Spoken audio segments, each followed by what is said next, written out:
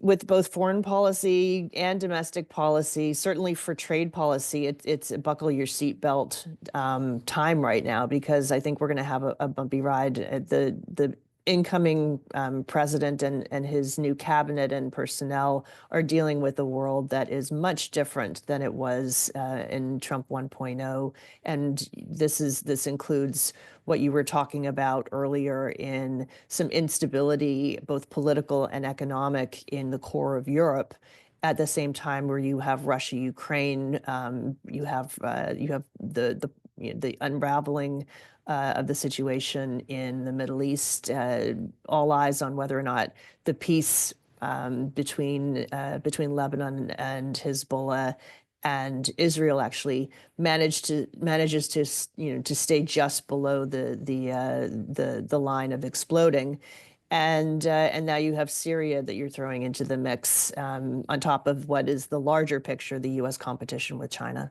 So it's a big, complicated world, and I think we have some inexperienced government hands coming into the new administration. So let's go to that point, Heidi. Let's step back and take a look at some of the cabinet nominees that put forward by President-elect Trump. What are your views on some of the ones that presumably might have some challenges getting through Senate confirmation? How do you think the Senate's going to really act here in terms of this confirmation? So there are definitely some challenging names out there, and I think the background investigations that we all are used to in the context of going into government were not actually done for some of the ones that the press is going to be coming out with stories over the coming days and weeks that will likely be pretty unflattering for a couple of the nominees, particularly for defense and for attorney general, and I think Tulsi Gabbard in particular is one that I would keep an eye on, because she's been criticized by her own party as being treasonous.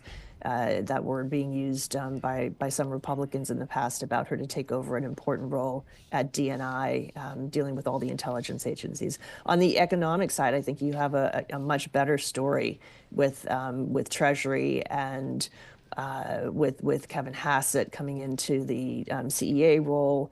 The big question mark and the topic for lots of Washington gossip is sort of what happened to Bob Lighthizer, because Right. the rumors are that he's too scared to go big, and that's that set off all sorts of conversations about what is too big and why would Bob be scared.